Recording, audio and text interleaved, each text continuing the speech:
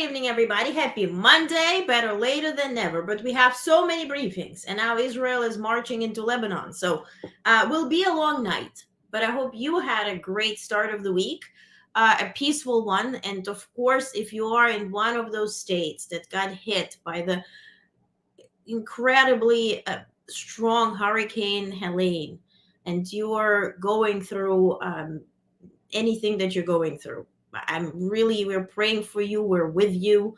And I mean, all of us who are watching Honest Network, who's subscribing, who's communicating together. So if there's anything I can do in terms of information or connecting you to FEMA or anything, again, that is in my ability, please reach out, please message, please, comment or email. You know how to reach me. Please comment here, and we get this done.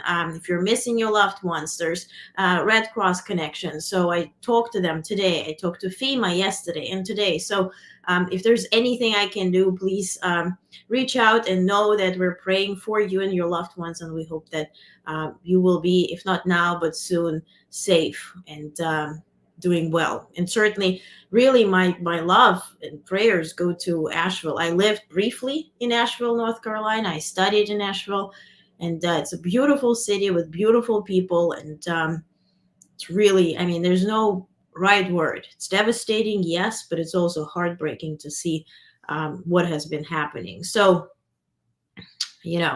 really difficult to find right words, and I'm not sure we have them. But just know that we're with you. Daniel, the Lions football game is on, but I can watch both. Okay, do like a side eye thing. Hey, Brandon. Hello. Hey, JT. Happy Monday. Happy Monday. Yes. Prayers. Hi, Michael. Prayers out to all. Absolutely. Thanks for helping others in their time of need. And whatever. I think it's a group effort. What we can do, and honestly, which is really, really important, as we saw today, is not to spread lies. Because this is just so confusing. And we have somebody who's certainly running a campaign who goes to visiting those places and just disturbs. And then if we give this more air and more time, then we're definitely not helping people who are suffering. And we're definitely not helping anybody who cares. Because honestly, I talked about it on Friday, we all have a love language, right? Whether you are, and I don't mean the way you want to be touched and kissed, whatever, not that type of love language, okay? It's a different type of show here. But I mean, in terms of perhaps you are cooking, perhaps you are writing music, perhaps you are, cleaning, or you're a mathematician, or whatever you do, you have a love language, right? You do something for others through your skills. For me, my love language is actual information. And so when I see this disinformation and this, what leads to mass anxiety and people are being misinformed, it really hurts. It's really not okay, especially in situations like now. This isn't okay. It's not necessary. Hi, Keith. Hope everyone is well. Yeah, absolutely. Good day in Arizona. Okay, that's very good. That's what I want to hear. So let me have a readout. So President Biden was in Delaware. In Delaware, he was constantly on the phone 24/7. We all were in the briefings by FEMA, Saturday, Sunday. Everybody was informing, governors, everybody, right? All the governors, I would be blank, or Frank, aside from DeSantis. So now President Biden received Hurricane Helene briefing and yesterday. So last night, the White House shared that FEMA Administrator Criswell and Homeland Security Advisor Sherwood Randall briefed President Biden on the ongoing impacts of Hurricane Helene across multiple states, including Florida, Georgia, North Carolina, South Carolina, Alabama, Tennessee, and Virginia. Administrator Criswell updated the president on federal actions to support emergency response and recovery, detailing her visit to Georgia, where she looked at the damage and assessed emerging needs on the ground. So she was today in Georgia. And so she was also set to travel today to North Carolina, which she did. President then directed the administrator Criswell to explore additional ways to accelerate support for those struggling to access assistance in isolated communities. He also indicated his intention to visit impacted areas. Now, what do we know now is that President Biden will be visiting North Carolina, Asheville on Wednesday. So, why is he sending the administrator? Because the administrator does not come with the entire, Secret Service group, right, or troop traveling with him. When president travels, including former presidents, they're blocking entire cities and roads and certainly are um, disturbing the rescue efforts, which is sort of like putting yourself up front and center and saying, okay, wait with saving people. I'm here. I need that photo up or video, whatever, right? I need to put my podium right here in the midst of all of it. And I'm just going to PR myself real quick. So he doesn't want to do it. So he sent the administrator who visited the states, who reported from being there, right? What is needed, what are the communities, how they're doing, and whatnot, right? And so Wednesday, he will be there. As you heard, President Biden today, he's also having a cold. So I'm happy they're giving him a day before travel. So later that evening, yesterday, President also spoke by phone to Georgia Governor Kemp, North Carolina Governor Cooper, Valdosta, Georgia Mayor Scott Matheson, and Taylor County, Florida Emergency Management County Director John Luke. He reached out to additional officials across North Carolina, Tennessee, Florida, and South Carolina. In each conversation, the president received updates on response and recovery efforts, reaffirming the Biden administration's commitment to supporting impacted communities for as long as necessary. So that's what I told you. He tried to reach DeSantis. DeSantis is not picking up the phone, nor he wants to request additional help and saying, oh, we're going to do our thing. Which, by the way, it is clear that Florida does need help. But if you're siding with an orange weirdo who wants to win an election, regardless if people will be dying or not, right? Then you're running on this political idea that, oh, well, the help is not going to those red states or red counties or red cities, which is BS, complete BS. And so with the FEMA, right? We were on the on call with all the FEMA family, right? They call it federal family. So all this officials and administrators were there, and they said we have food and water stocked right before the hurricane. It was there. Now, certain individuals don't want to request it. Right? They need to request it. And so then FEMA can deliver it. You can't deliver just to anybody and run everywhere, which they already started doing because those requests are not coming through. So then President Biden was leaving Delaware, and at JBA, Joint Base Andrews, he briefly talked to press. This was yesterday. He said that he announced plans to speak with Israeli Prime Minister Netanyahu and indicated he would issue a statement afterward. We don't have a statement. They probably spoke. The only statement we have for now is that Israel is now crossing the border. Their troops are crossing the border into Lebanon. I'll have a readout on that later. So when asked if all-out war could be avoided, he said it has to be. Now, this is yesterday. Today is different.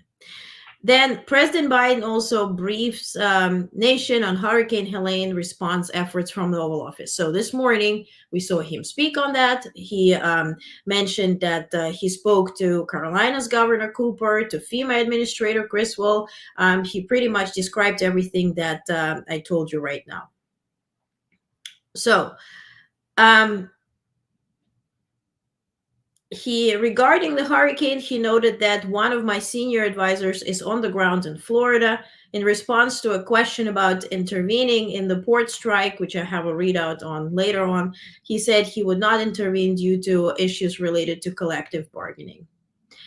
So, what we have heard up until now is that um, at night, right, tonight or around 5 p.m. He had a briefing at the Oval Office. He sat at the Resolute desk. He briefed everybody. He spoke to all the governors. They answered the questions. They answered about the personnel. I posted it on Twitter, Shitter. I also have that in the newsletter tonight. So I want you not to overwhelm you now, but to read. There's 50,000 employees that are helping. Canada is involved. Of course, other states are involved as well. So you can have a full readout and full data in front of you and can spend time, reading it. To all those lies, and let's put it this way, it's just really lies as to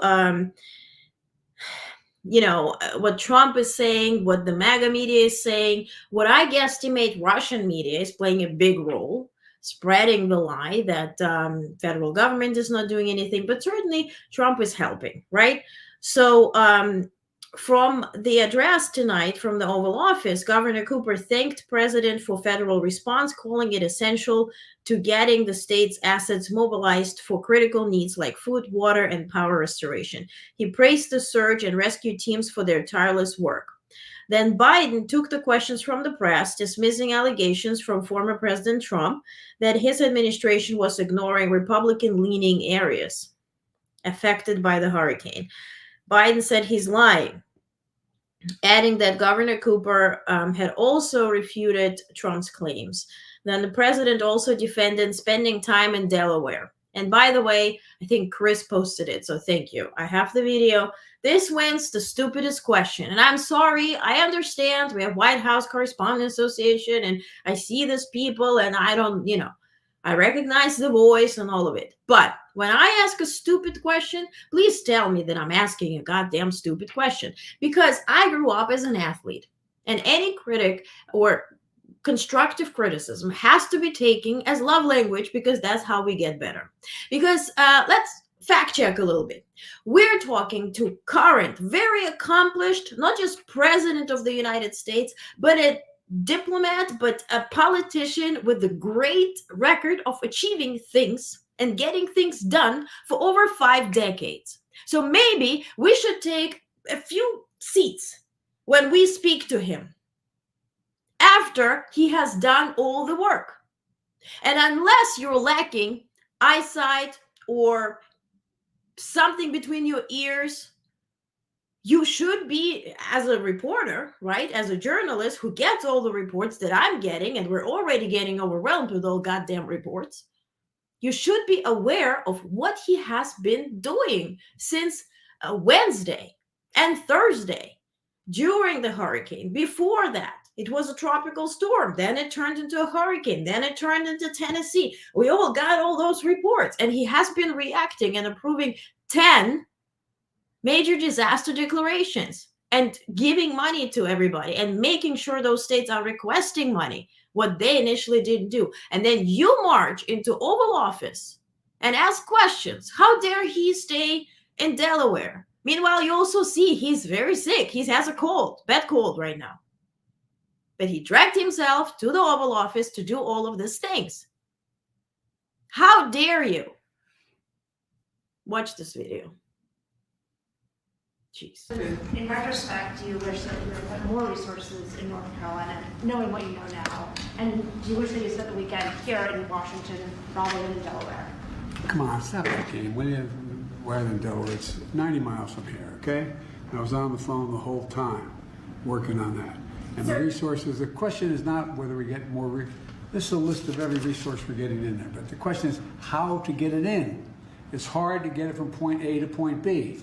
It's hard to get if some of these roads are wiped out, communities are wiped out. There's no ability to land, there's no ability to get trucks through, there's no ability to get a whole range of things through. So, I mean, anyway. Mr. President, When I sound frustrated, I am. can you talk? And you haven't seen Biden frustrated. Turn the camera off and you're going to see. And I bet she saw him frustrated. I've seen Biden frustrated when cameras are off. I've seen Hillary frustrated. You probably don't want to see Biden or hear Biden frustrated. Too bad you can't take the badges away. And again, I would put myself in exactly the same position. If I ask a goddamn stupid ass question, tell me that I ask a goddamn stupid ass question. But somehow, I grew up, maybe it's Eastern Europe, whatever. I grew up in a society, in a family, by the way, where I was taught, first of all, to respect the elderly and to respect those that are above you by status, not money wise, but work wise, accomplishment wise, and certainly a president of the United States. Now, in this society, we're not used to bowing, but maybe we should, just so you gain some respect. I stepped away. Hey, Maurice. I stepped away. Anyone know the reporter that asked that? I've started muting and blocking them individually. I have a feeling that it's the one from Reuters, but I have to check who was running the pool because it's only those three that could enter the Oval Office today. Now, speaking of goddamn orange buffoon who traveled to Georgia and tried to win votes. Look at him with a hat. With a hat. Mr.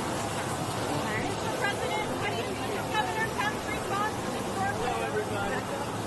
President, what do you think of Governor Kemp's response to the storm here in Georgia? The governor's doing a very good job. He's having a hard time getting the president on the phone. I guess they're not being responsive. The federal government is not being responsive, but they're having a very hard time getting the president on the phone. He won't get on, and of course the vice president, she's out someplace campaigning, looking for money. So they have to be focused over here. This is a really bad one. And the governor's doing a good job, but he's having a hard time getting the president. Thanks that you asked, Donald, where Vice President Harris is campaigning. Well, you probably are very upset that she raised $55 million in just 2 days. You don't like that. You pay women when you sleep with them or try to sleep with them. Or do they slap you with that magazine that has your face on it? I don't remember Stormy stuff, but something was there. Yeah, mushroom. Okay, so VP Harris cancels campaign stops to return to DC for Hurricane Helene response.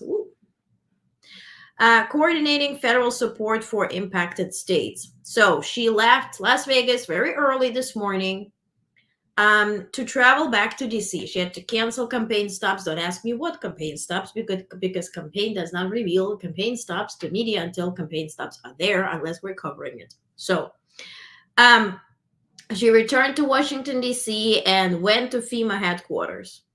So, and that's what her office is sharing, right? The background on the administration's actions to support response efforts. So as of today, more than 3,300 personnel from across the federal workforce are deployed and supporting Hurricane Helene responses efforts across the impacted states. This includes the most incident identified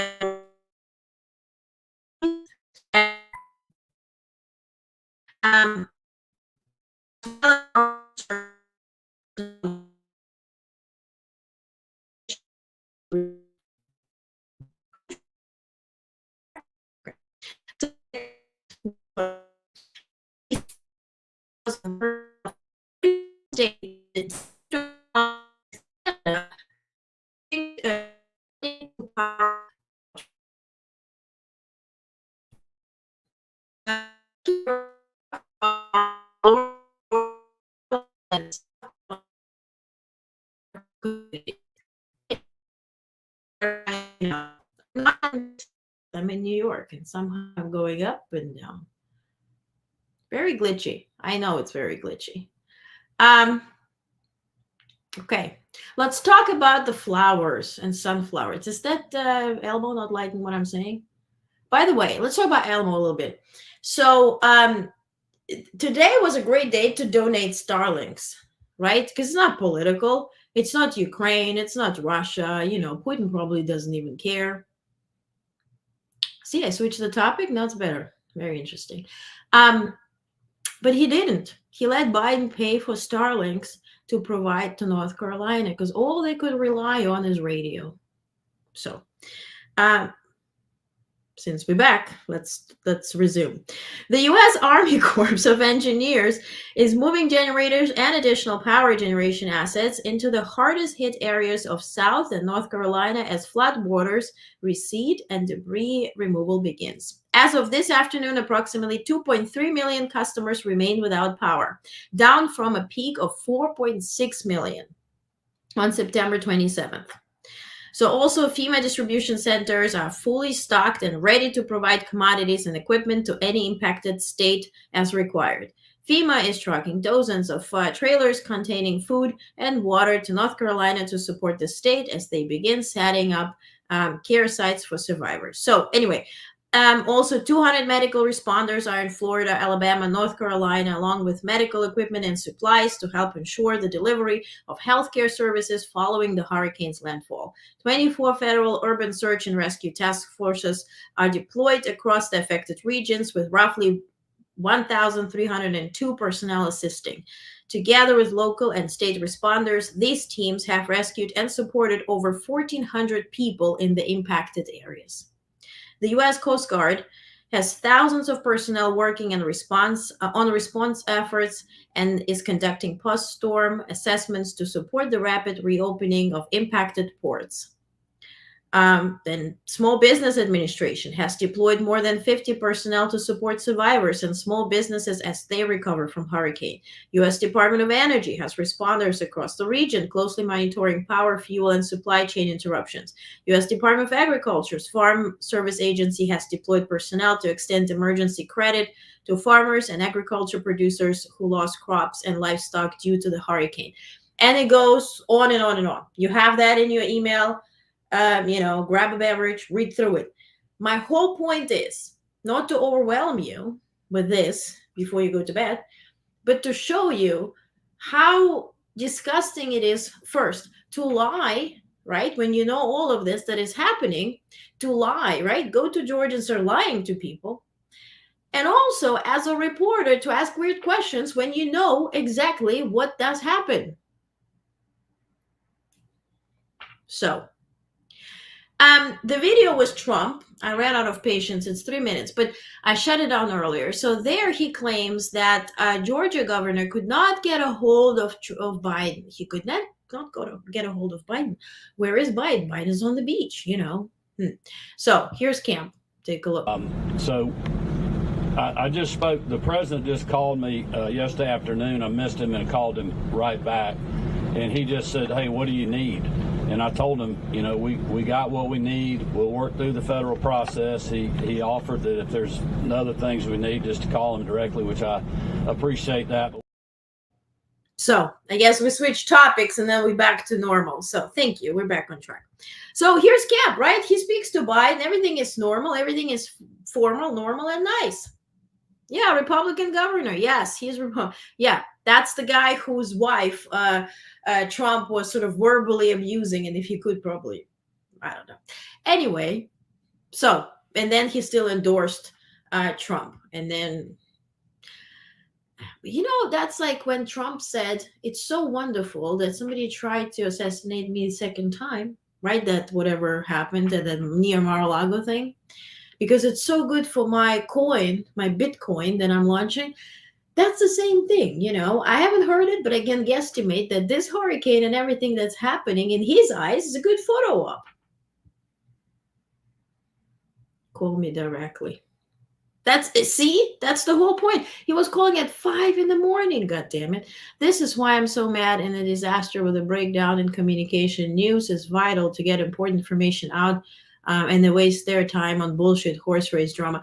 And what I'm noticing is that starting today, and I think they're preparing for October 1st thing, all the news, CNN is coming up with some weird numbers that Trump is leading double digits,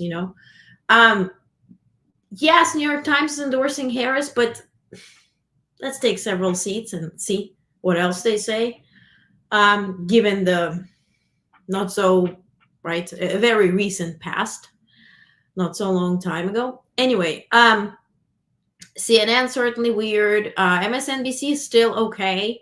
NBC is weird. CBS is not accrediting me to cover the debate because I'm I'm going to tell that in private. But anyway, so I'm not going to be there asking questions because perhaps I could be asking mean questions to JD Vance.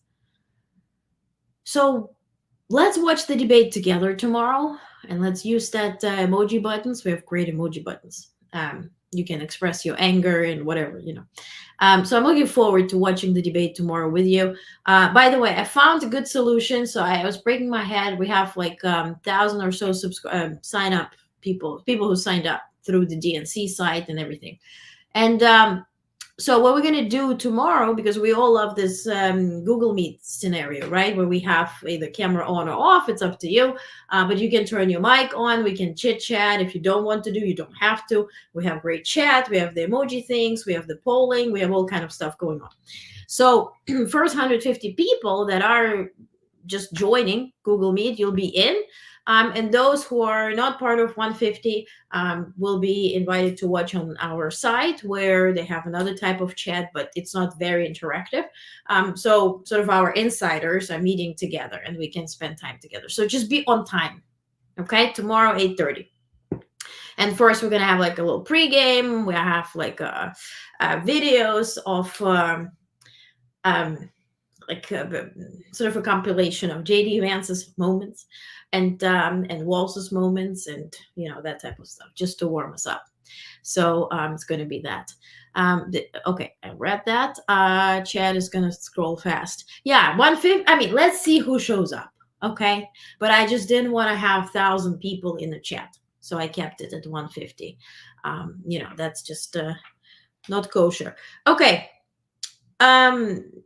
So then Vice President was today at the FEMA headquarters. Let's bother you with this. So Vice President Harris visited FEMA in Washington, D.C. Right after she arrived back from Las Vegas.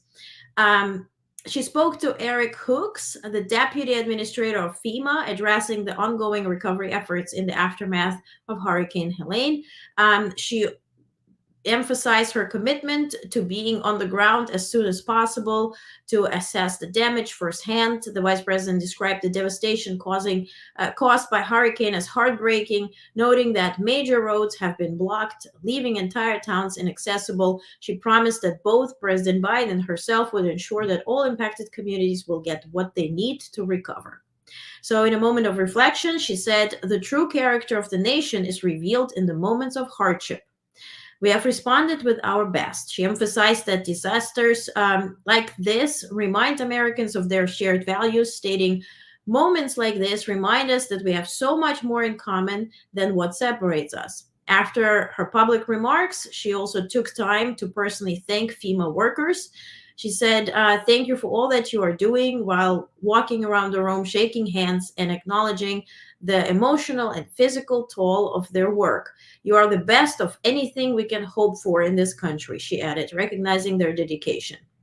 So this afternoon, while aboard of Air Force Two, Vice President Harris continued her outreach by speaking with leaders from states impacted by Hurricane Helene.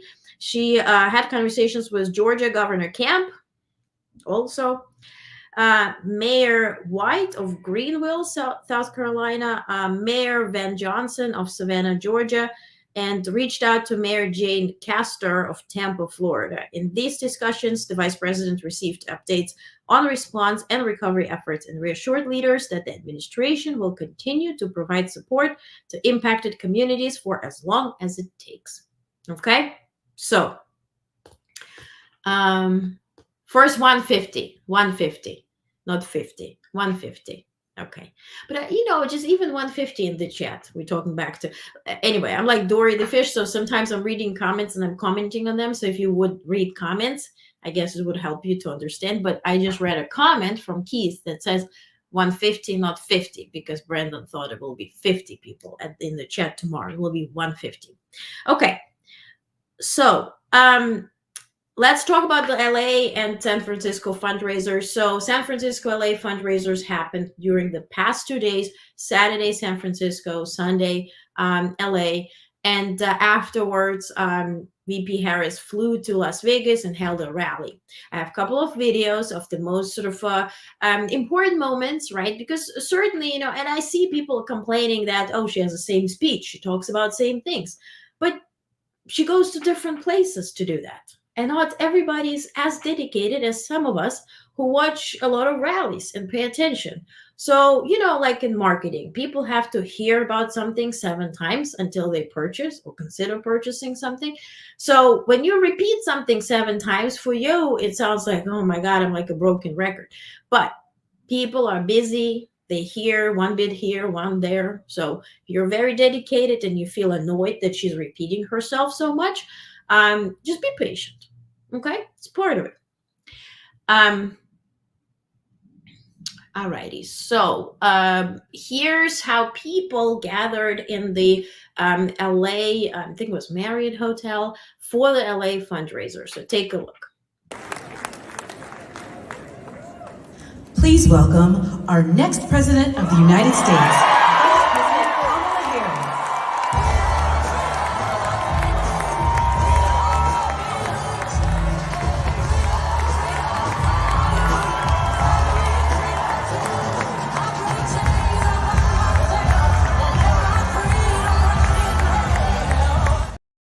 So in this room, they raised $28 million, and in San Francisco, they raised $27 million.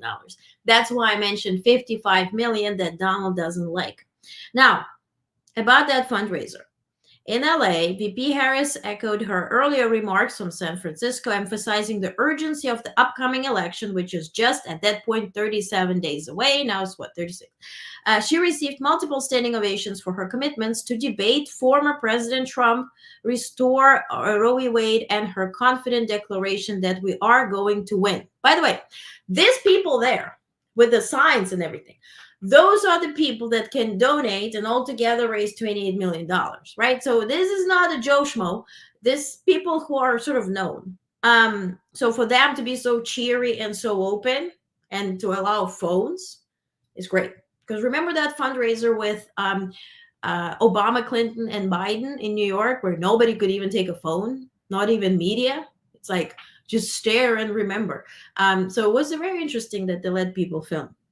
So Harris highlighted the stark contrast between the two political visions in the race, referencing to her recent visits to Georgia, Pennsylvania, and Arizona to discuss abortion rights, economic plans, and border security.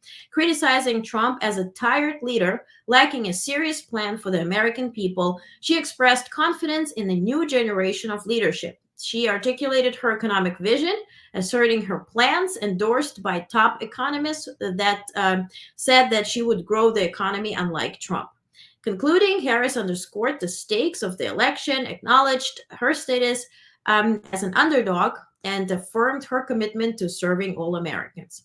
And here's the first video that is kind of, I think it's the most important one, where she said that, listen,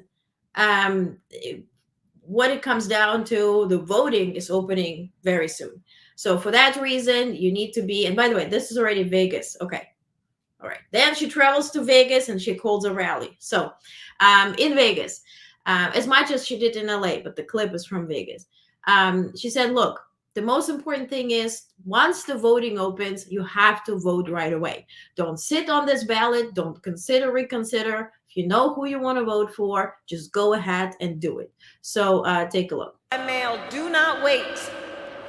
Fill out your ballot, sign it, and send it back right away.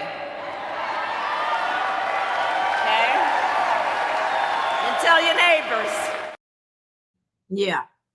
Yemi says, hey, artists who go on tour don't do completely different sets. It's the same thing. Consider there are going to be people hearing her for the first time. Exactly. Think about Beyonce. Think about Taylor Swift.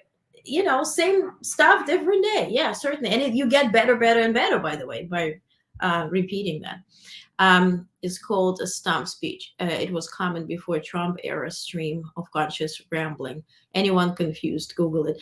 Indeed. And I watched a really good video. It's like a 7-minute video where a psychologist is analyzing Trump.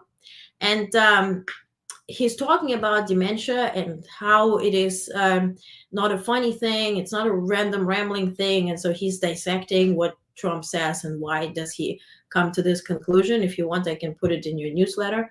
So it was pretty interesting. So it's not like a random rambling, because now he's promoting violence. Absolutely. That's why I'm not playing his clips, because that's just obnoxious.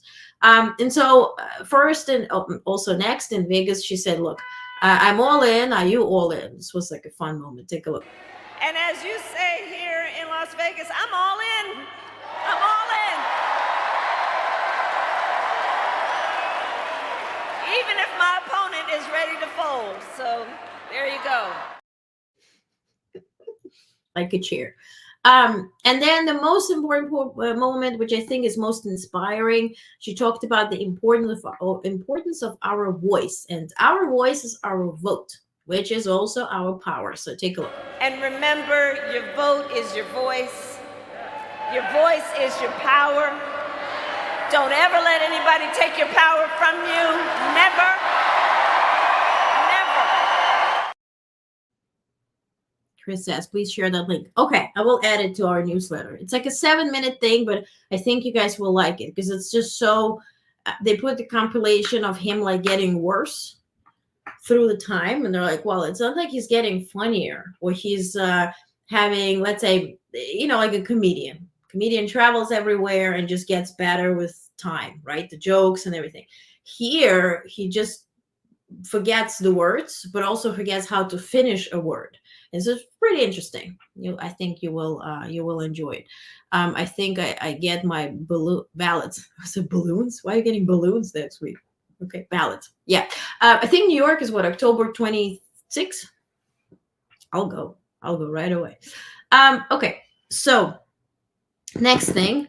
Oh, if you're an NBA fan, I am.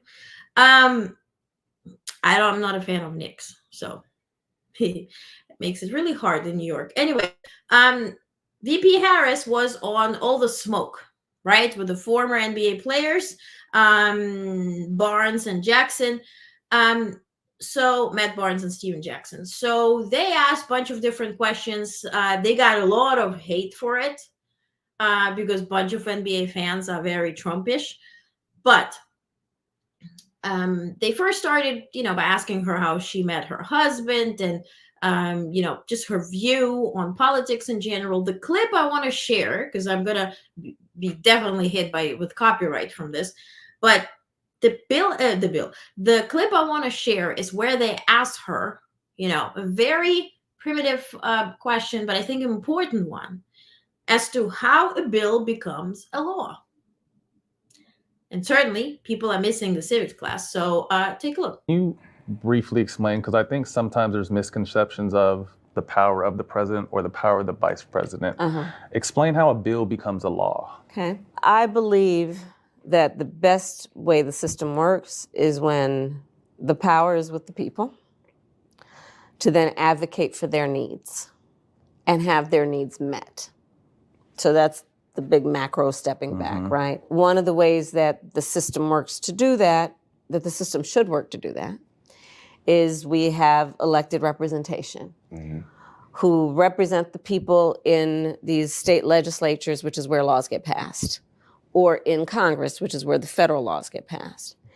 And for the system to work the right way, legislators, these members of a state legislature, let's say your state senator, your state assembly member, or your congressman or your United States senator, will meet with, and they'll have ways of receiving information from the people about what they want. I think it's really important always that we know our power to organize around what we need. And sometimes that'll take the form of writing letters. Sometimes it will take the form of mass protests to make sure the voice of the people is heard by their representative leaders, who then have as their responsibility to write up some legislation that meets the needs of the people.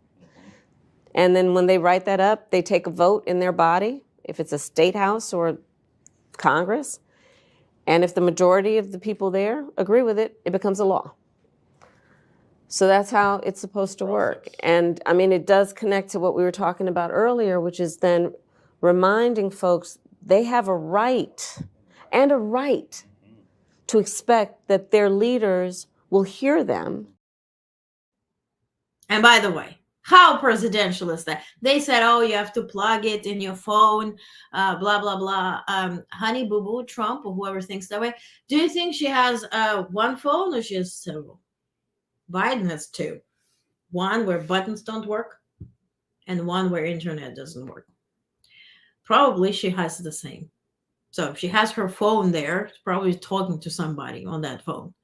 And then she has another one where she reads notes. Very interesting how Trump finds time to comment on pictures. Speaking of pictures. So remember I covered, there's a little sassy here, which ends up with Ukraine. Anyway, it's weird, but sassy. I covered Clinton Global Initiative in Manhattan. Right across the street was Global Citizen Awards, which I was not covering, certainly. And so the same night, one thing ended, another thing ended. I'm checking social media, and perhaps you've seen that too. Let me know if you saw that too. The whole room are asked to Giorgia Meloni, Italian PM. She was so lovey-dovey with Musk, and were they together? Didn't they end up together? And then his mom had to comment the next day that no, he slept with her or in the same room with her at a hotel. They didn't do anything with each other. But these pictures have been circulating and circulating and circulating, and everybody said, oh, she's going to have a baby and blah, blah, blah, blah, blah, blah, blah, blah, blah. Have you heard of it? Right on. You've heard of it? Brandon, don't miss. I'd love to see Trump or Vance answer this question.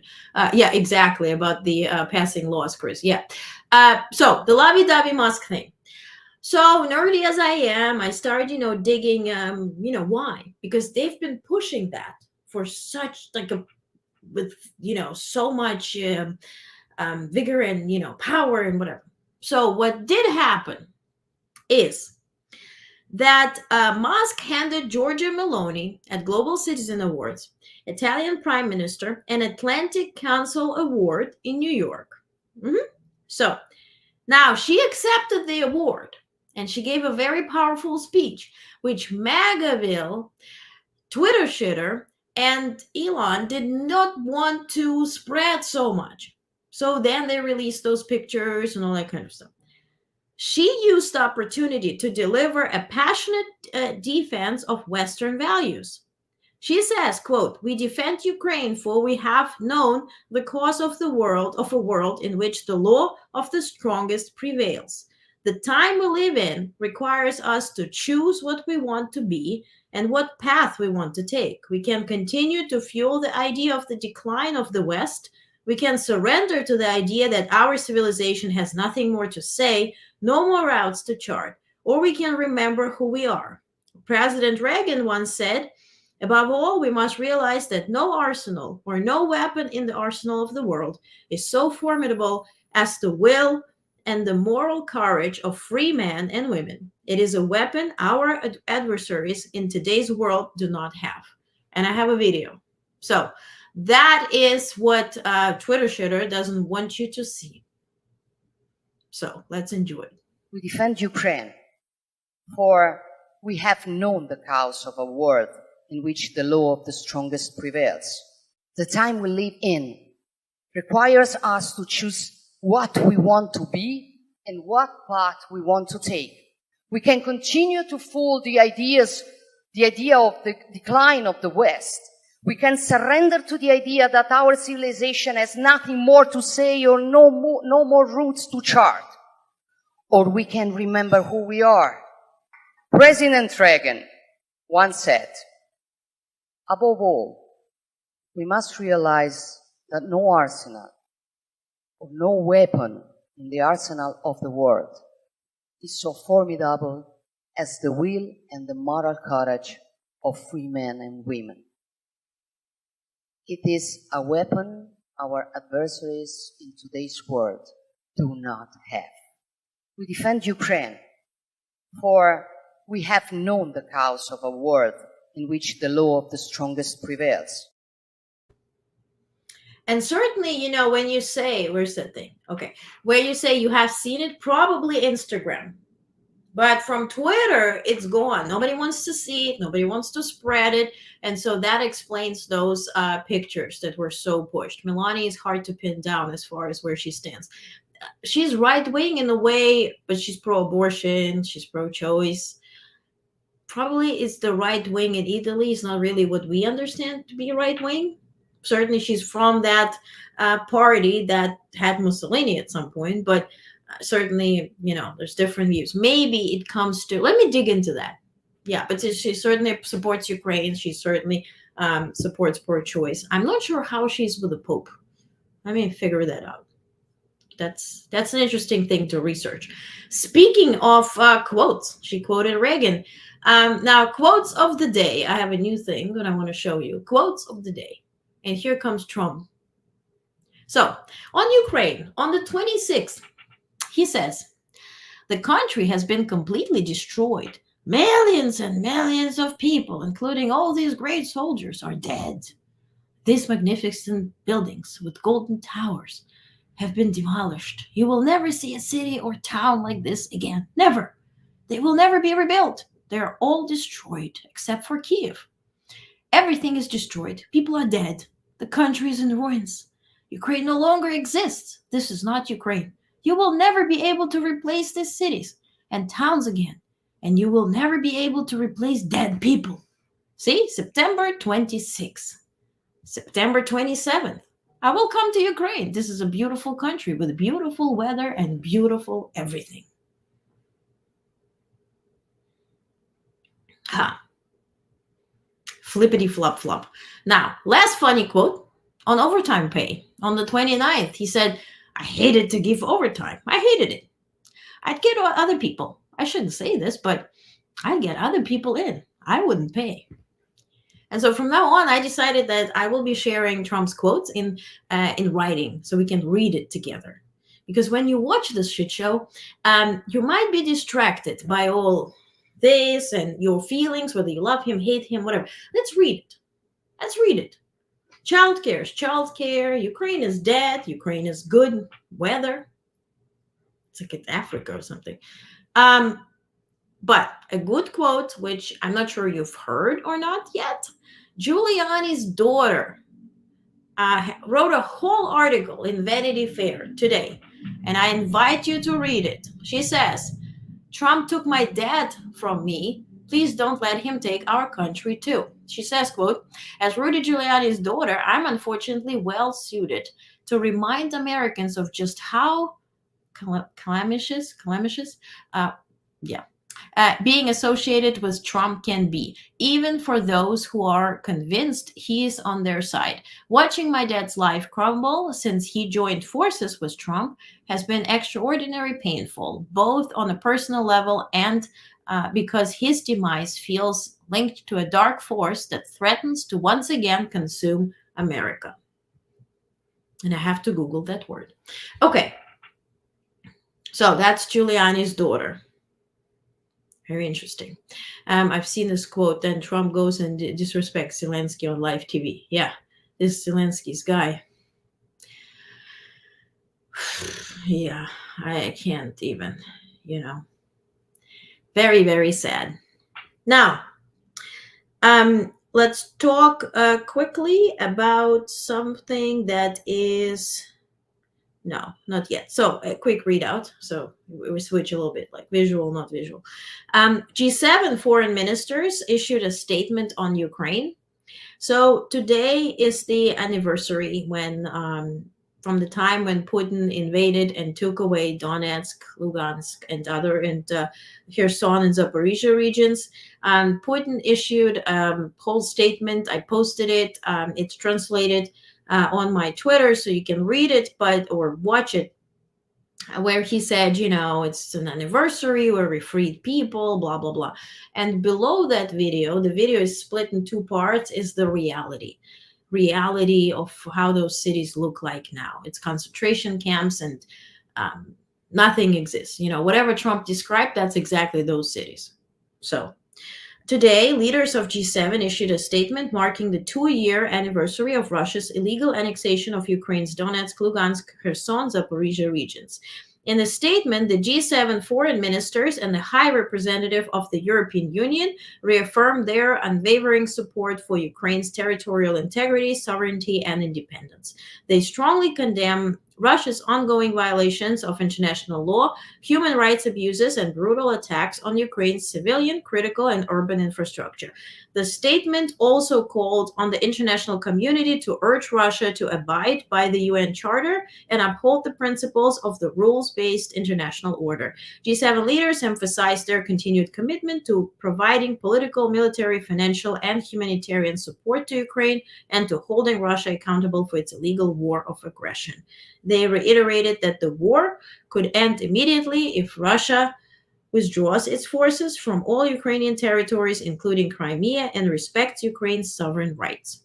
Now, an interesting thing that was posted by Ukrainian, I think it's Zelensky's speaker, who said, that he's tired of the media asking when Ukraine will get the permission to strike deep inside Russia. He said Russia will know it first.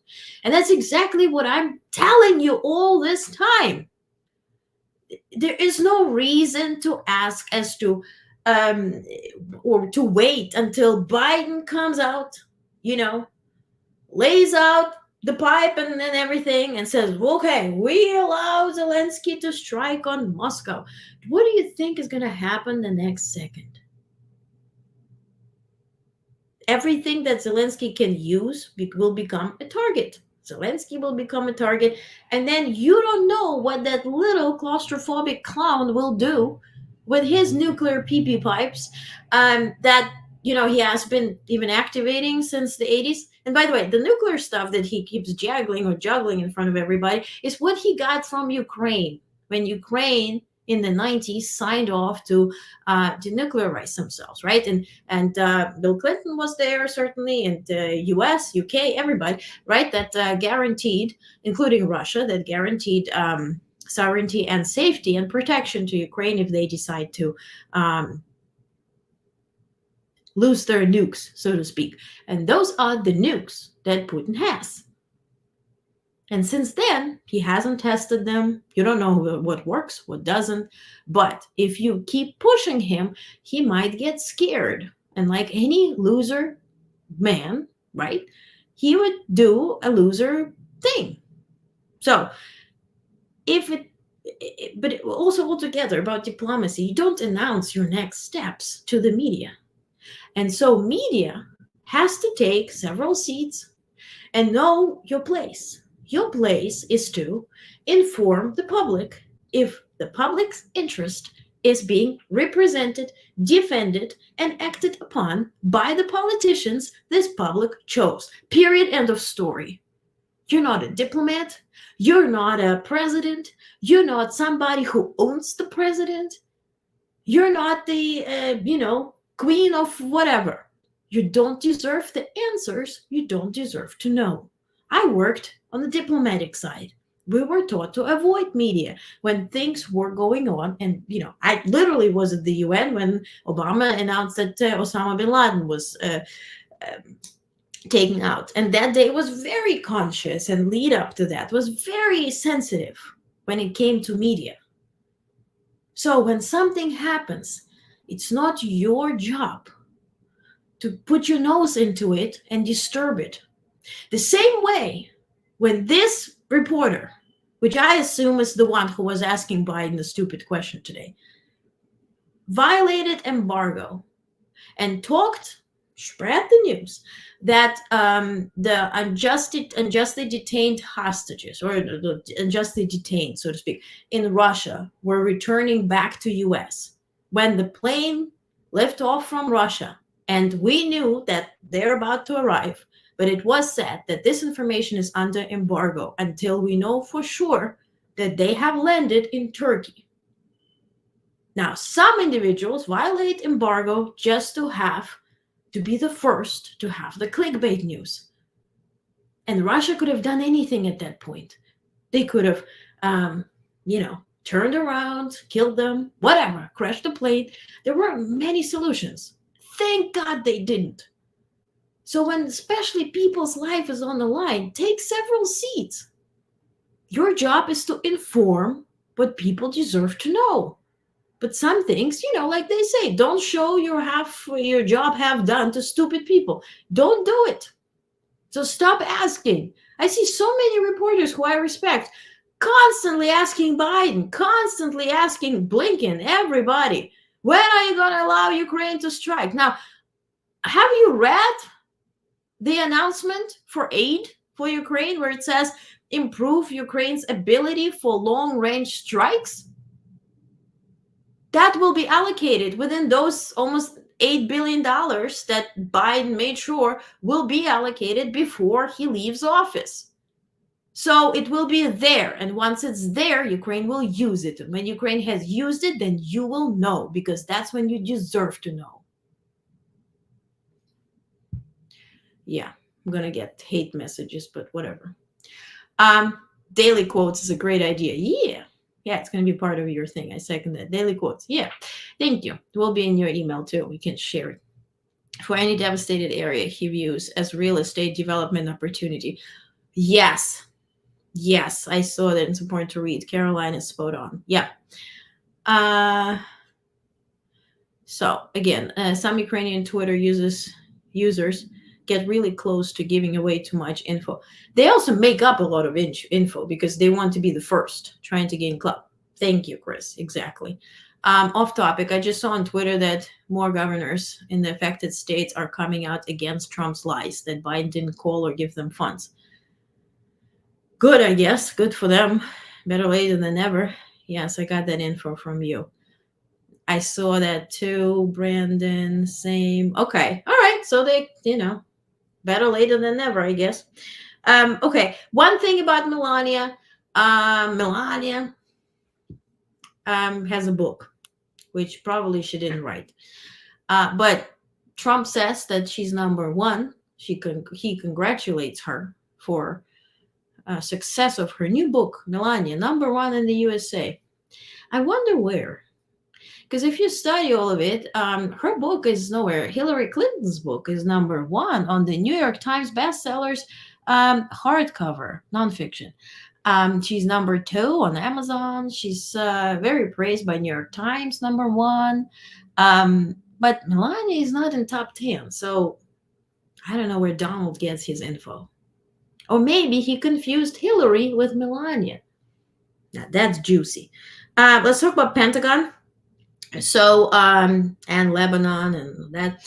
So, September 28th, Secretary of Defense Lloyd Austin spoke to Israeli Minister of Defense Gallant to discuss situation in Lebanon. He made it clear that the United States supports Israel's right to defend itself and reinforced that the United States is committed to deterring Iran and Iranian-backed partners and proxies from taking advantage of the situation or expanding the conflict. Keep that thought. Today, Russian delegation arrived in Iran and was received with all this praise and the music and the bands and the flags and, the kids dancing. So that's, I think, what Secretary Austin, our Secretary of Defense, was referring to, the partners who want to use this conflict to escalate. Now, why would this be interesting to Russia? Why would it be interesting for Russia to have U.S. intervene on behalf of Israel and get entangled, if you will, in a big war?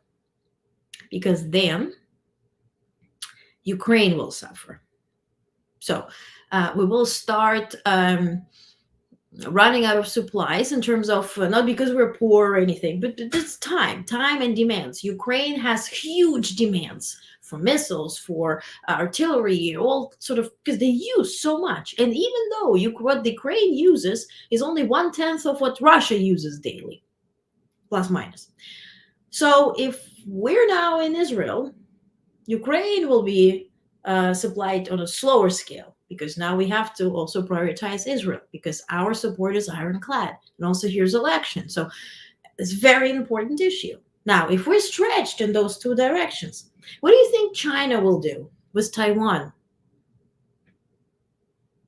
Then it becomes more probable for Xi to be enticed to do something to Taiwan and invade it, because then it will be already third war on our end, on U.S. end. So for that reason, it is important to understand where Secretary Austin comes from. Now, let's look at it from the other side.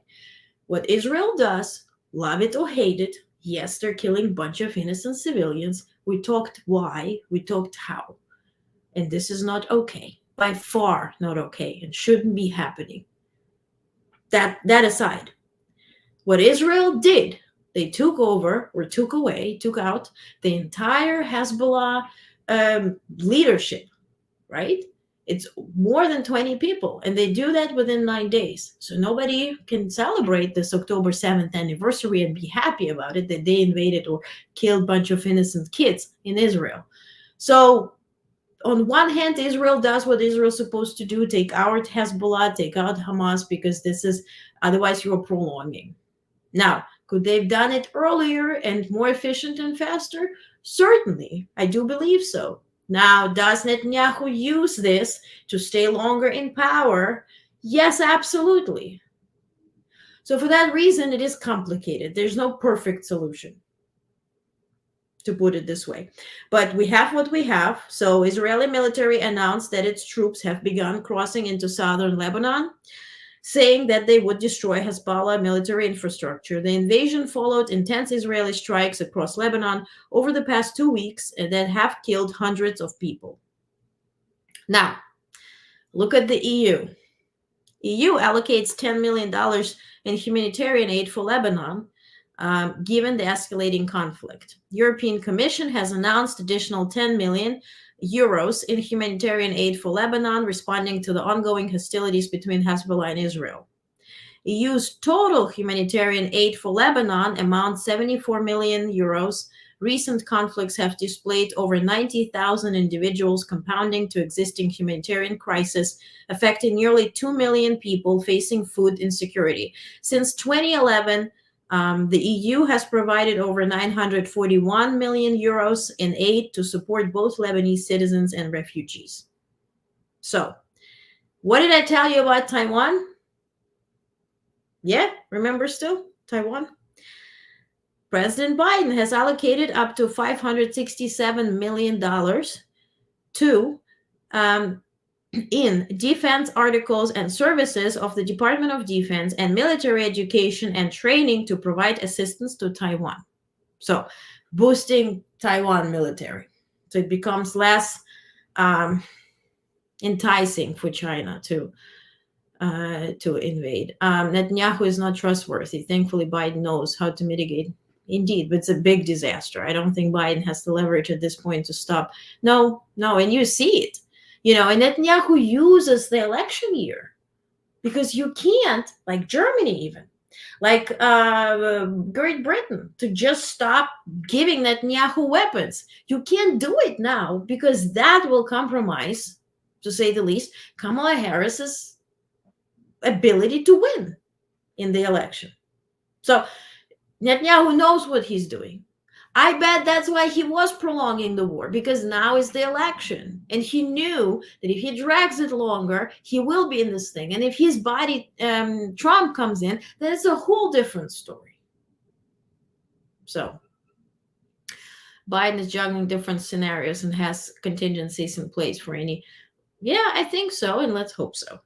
Now let's talk about Air Force. It's pretty interesting here. So in September, a Russian Il-38, it's an Il-38 Russian plane, warplane, was intercepted by US F-16, which bore a paying scheme reminiscent of Russian aircraft due to its previous role in the 18th Aggressor Squadron. This unit, now restructured as the 18th Fighter Interceptor, focuses on homeland defense.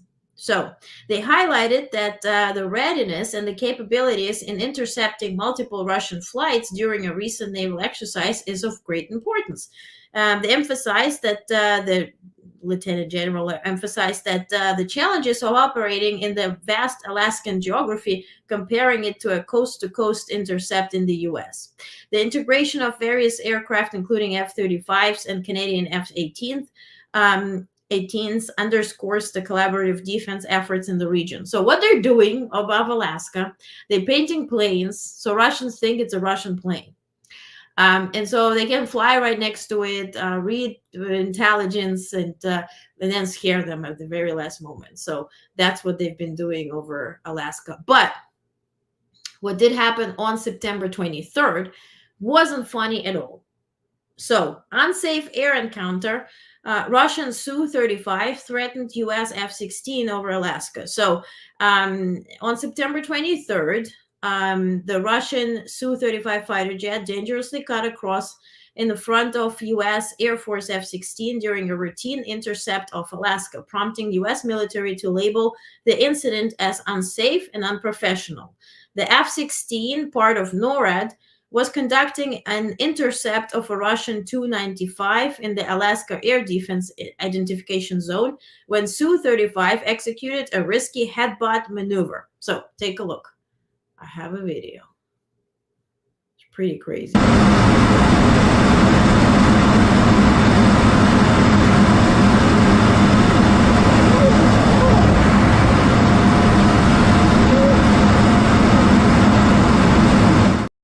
So that's a bomber, right? So our plane is monitoring the Russian plane, which is being monitored, by the way, of course, by the Russian plane, right?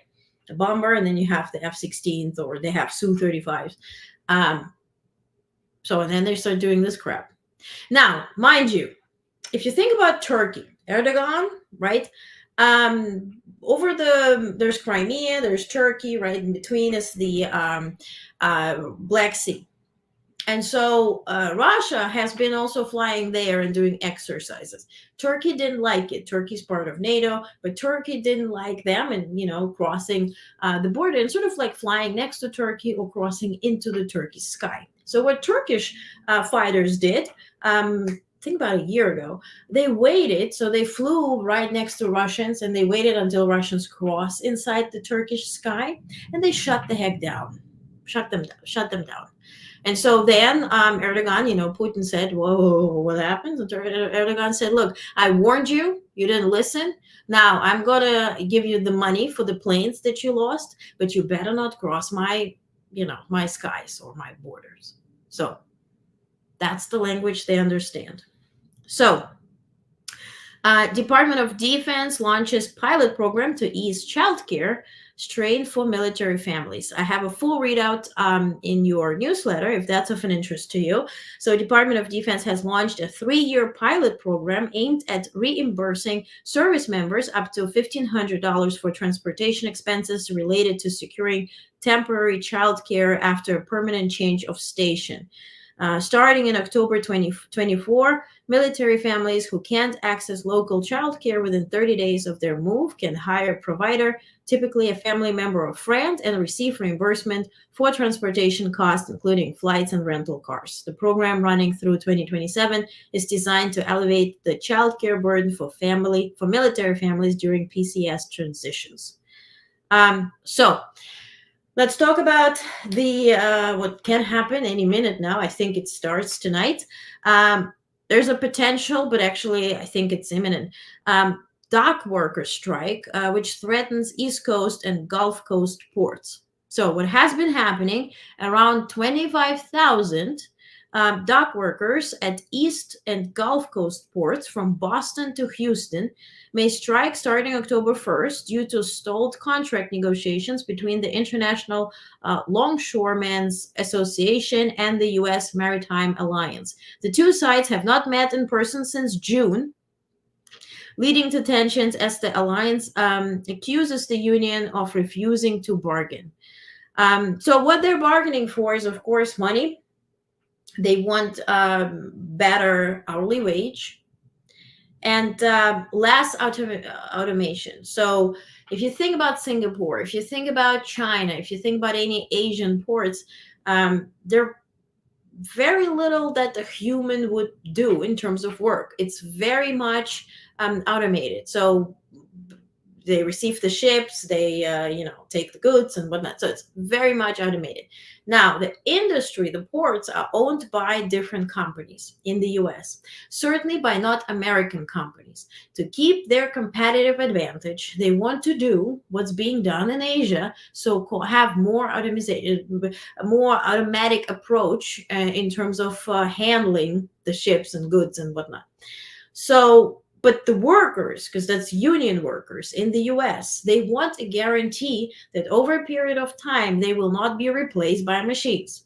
Now, certainly the owners don't want to do that because then their labor costs will go up and they will become less competitive, right? So that's simply put.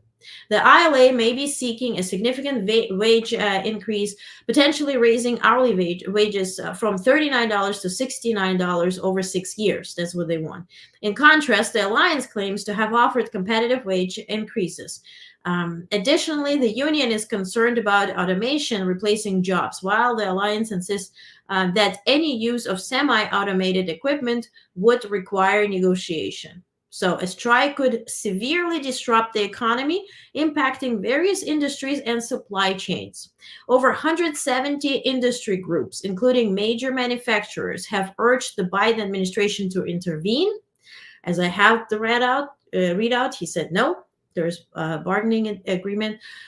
While the White House encourages negotiations, President Biden is unlikely to invoke the Taft-Hartley Act, given the political ramifications ahead of the upcoming election.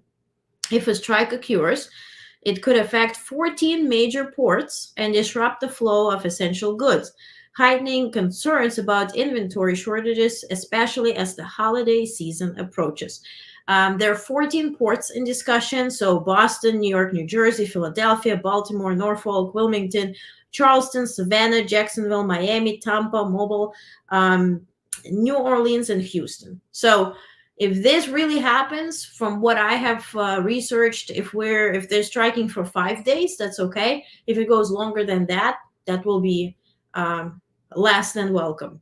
Because what happened yesterday, already trains and their union stopped accepting goods because they said, look, if you won't be able to pay us tomorrow, we don't want to be stuck with your goods, so we have to park the cars, right? So then ships arrived in New York Harbor and they had cars on them. And they didn't want to take those ships and kind of, because they will be stuck with those goods and containers. So it can become a major thing. We don't know, but certainly looks that way. You guys said, and then called a strike for UN meeting. He's showing off and directly signaling he doesn't give a crap. Yeah. You're still on Israel. Okay. And so then also, which is good, I think you will welcome that, U.S. Department of State launched 2024 International Visitor Leadership Program on climate crisis. So what that means is that this program will bring over 80 climate experts to the United States and advocates from approximately 60 countries to the United States to collaborate with American professionals on the impacts of climate change and explore opportunities for international cooperation. So from September 30th today to October 19th, participants will engage with government officials, environmental experts, entrepreneurs, media professionals, and community leaders. Discussions will focus on promoting climate resilience, clean energy strategies, land and ocean stewardship, and innovative solutions to climate challenges. The initiative is led by the State Department's Bureau of Education and Cultural Affairs and Bureau of Oceans and International Environment and Scientific Affairs, with implementation support from FHI 360. So that's a big thing. I will be following, I will be covering it because I think that's a very important topic to discuss, given everything we've been facing, right? Because that's what is happening is exactly that.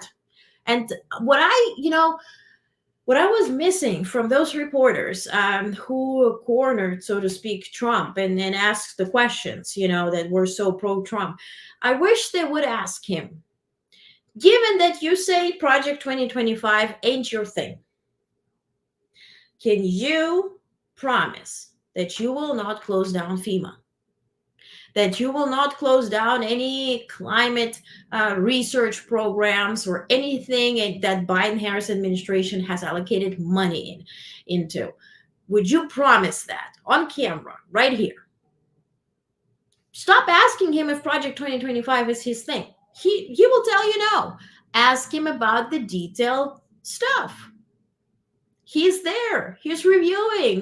People are suffering. There's hurricanes. Tennessee got hit by floods. They're like, oh, we didn't even know how to prepare. So why don't we ask those questions? Exactly. And the Department of Education. Yeah, and then also FDA and a bunch of other stuff, Imagine he's closing down FDA. There's all of that in 920 pages. And mind you, I read those goddamn pages, I think in January. And I wrote to every single department, including Department of Education and Department of, Health and whatnot. Nobody wanted to talk about it. Everybody was dismissing it until it became a thing. So, President Biden proclaimed October 2024 as National Youth Substance Use Prevention Month. Quote, let us all take action to implement practice and evidence-based prevention strategies and improve the health of our nation. He also issued a bunch of other proclamations. I will put that in your newsletter and not bother you now.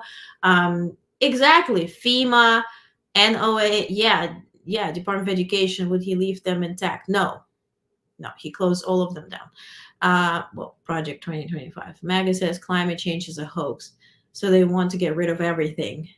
Yeah, exactly. And then leaving NATO and all that kind of stuff. I reposted a video from Lincoln Project, and they said, if you cannot envision the death of democracy, we'll do the work for you. And that video is so scary. Like, if you watch it, and, they describe everything that happens according to Project 2025 and what it promises to do.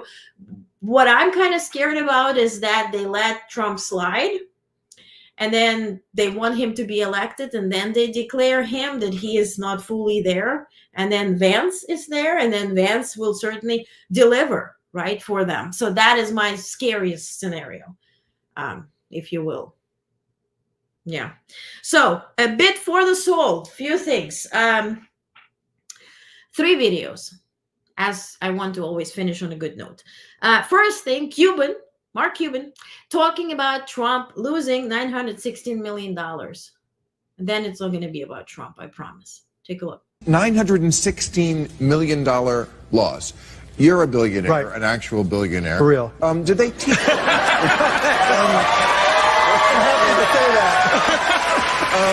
Good job. Did they teach losing $1 billion a year in business school? No, That's crazy. So first of all, when you look at that tax return, it shows he didn't have $1 billion in cash, right? You can work backwards from the amount of tax and interest that he earned and all that kind. So first, that means if he didn't have it to lose, so he had to borrow it. So not only did he lose it, but he lost somebody else's money. I mean, you got to remember how he lost it. He lost it bankrupt in 3 casinos. I mean, that's a rigged deal. You're not supposed to. No, that's not how he did it, right? No, he actually took the loans that he got from somebody else for we don't know what, sold those loans because he had personal guarantees, sold them to the shareholders of those casinos. So not only did he fuck the people he borrowed the $915 or $1 billion from, he then fucked the casino shareholders who were little guys who were just trying to own a stock and make some money. So he got double the fun. And don't you think this reveals a kind of deeper systemic problem as well, right? The reason he's an idiot? That's definitely the case, but the reason he can do this is because we have a tax code that was written by lobbyists for rich people. No. That is a fact. No. Let me get that out. No. You know, John Wait, that's not true? That's definitely true. You don't have a tax code that was written for rich people? I know you're a rare non-evil. Let me just...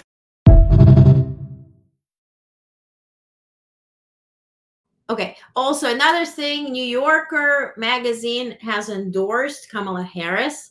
And I wanted to show you a video by the artist who came up with this cover. It was very touching, and it's really interesting, to learn about her mindset. Take a look. Hi, everyone. So this week, the editors of The New Yorker endorsed Kamala Harris for president, and I'm the artist behind the cover. So my name is Malika Favre, and I've been a regular contributor to The New Yorker since 2016. So one of the central themes in my work in general is women empowerment. And I think most of the cover I did for the New Yorker really reflect that. So one cover in particular that's very dear to me is the Operating Theater cover from 2017. This cover was created to pay homage to the amazing woman surgeon who operated on me when I was 6. But little did I know that when this cover came out, it created a real social movement. You know, surgeons around the world started to recreate this cover, taking these selfie pictures and sending it to the New Yorker. So a couple of months later, I got the opportunity to pitch for the cover of the tech issue. And the broad theme was women in tech. So I started reading about it, I started, informing myself, and, it didn't look good. What I decided was, instead of pointing fingers, I wanted to create an image that was optimistic and was more about the future of women in tech. So this year, Kamala Harris represents a lot of firsts. So first, it's the first, Black American woman and South Asian woman to be nominated for the presidency. So for my Kamala Harris cover, I decided to go with a portrait. So I think portraits on paper can seem like the simplest thing to do, but it's actually one of the most challenging exercises that you can have as an artist. I think it has a lot to do with the fact that my work is very minimal, and so because I use as little lines and as little colors as possible, I really have to find the one that matter in order to make that person recognizable and for the portrait to really strike you. So in this case, I decided to draw Kamala from a profile, slightly from the back, and looking up. I think, there was also this idea of her looking up, us looking forward. And, I really wanted to portray her in a way that was capturing both her strengths and her vulnerability.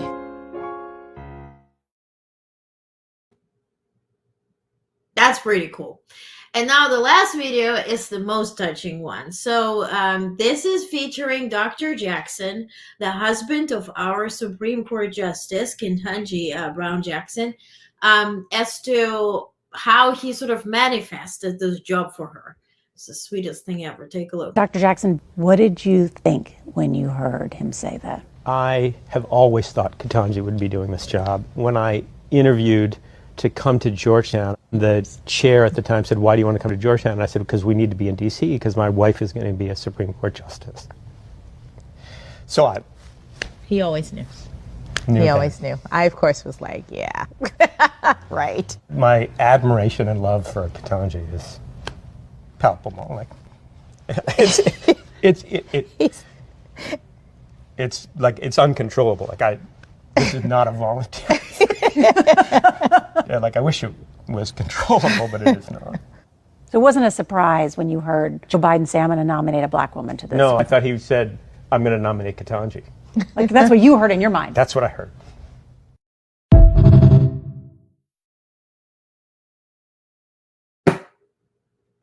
Good. That's why they say the white boys get a remake. We have so many good people, good men to aspire to, right? And to see. Certainly. Very, very good.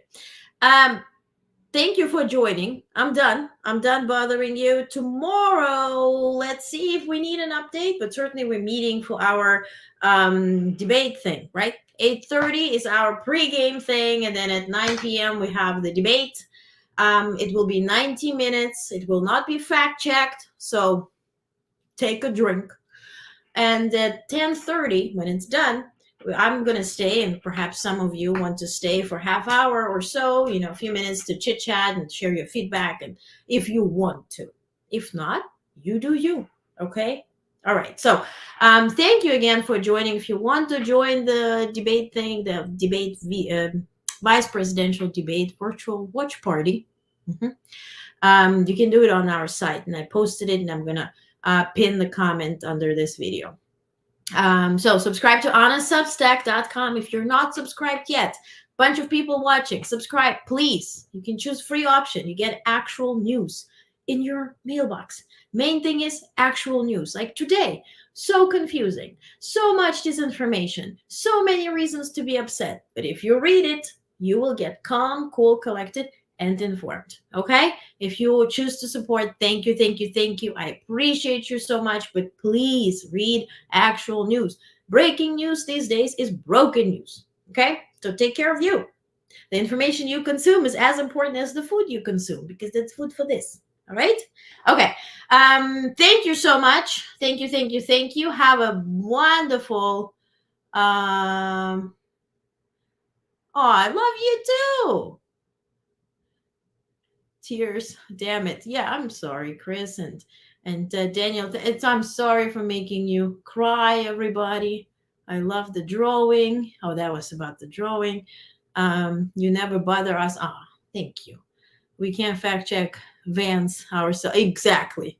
Yeah, nobody's eating cats. Nobody's aborting babies after birth. That's, I think babies can do this. Beautiful cover.